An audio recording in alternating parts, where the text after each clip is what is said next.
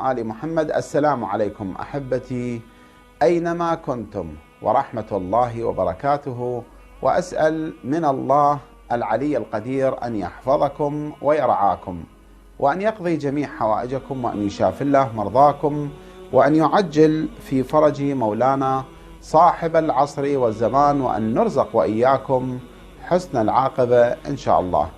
السلام على الحسين وعلى علي بن الحسين وعلى أولاد الحسين وعلى أصحاب الحسين، صلى الله عليك يا باب الحوائج إلى الله، يا من تقضى به الحوائج يا حسين.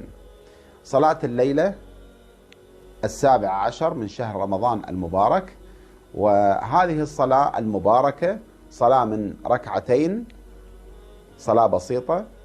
تقول: نويت أن أصلي صلاة هذه الليلة قربة لوجه الله تعالى، لا فيها أذان ولا إقامة. جيد. قلنا صلاة من ركعتين، تقرأ في الركعة الأولى فاتحة الكتاب مرة واحدة، وتقرأ ما تيسر، يعني تقرأ مثلا أي سورة، إنا أنزلناه في ليلة القدر، أو سورة الكوثر، أو ما إلى ذلك. زين.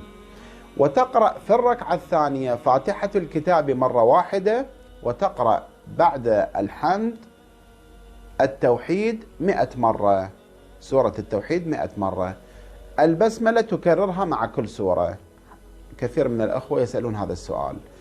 جيد. بعد الانتهاء من هذه الصلاة المباركة تهلل، تقول: لا إله إلا الله، لا إله إلا الله 100 مرة. أجرها يا رسول الله؟ النبي الأكرم صلى الله عليه وآله قال: من صلى هذه الصلاة أعطي ثواب 1000 حجة، و1000 عمرة، و1000 غزوة تغزوها في سبيل الله. جيد. أكو دعاء يدعى في اليوم السادس، يعني في النهار، دعاء وله أجر عظيم جدا، هذا الأجر الكبير الذي نقله لنا رسول الله صلى الله عليه وآله.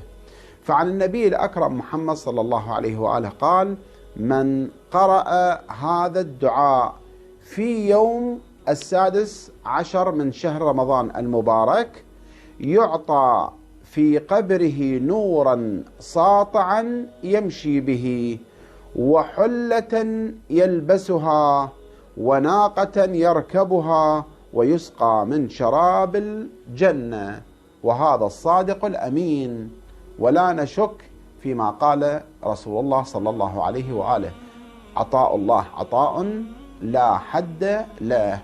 نسأل الله سبحانه وتعالى أن يوفقنا وإياكم لأداء هذه الصلوات وقراءة هذه الأدعية المباركة لننال رضا الله ورضا آل محمد عليهم السلام. نأخذ لنا كم سؤال إن شاء الله، وأبدأ بسؤال من الأخت الفاضلة. تقول: جيراننا يريدون يروحون للسيدة زينب عليها السلام. جيد.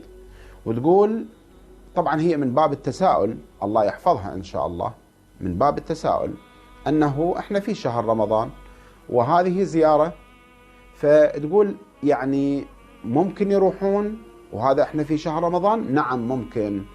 وزيارة الأئمة عليهم السلام، زيارة السيدة زينب، هذه صلة برسول الله محمد صلى الله عليه وآله، وأسأل من الله لها التوفيق في زيارة السيدة زينب. نعم.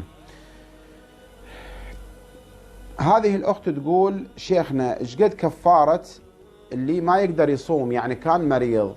طبعا هي مو كفارة أخواني، هي فدية. اللي مريض والمرض يمنعه من الصوم يدفع عن كل يوم 3/4 الكيلو من الطحين. زين. وينطيه طحين. جيد.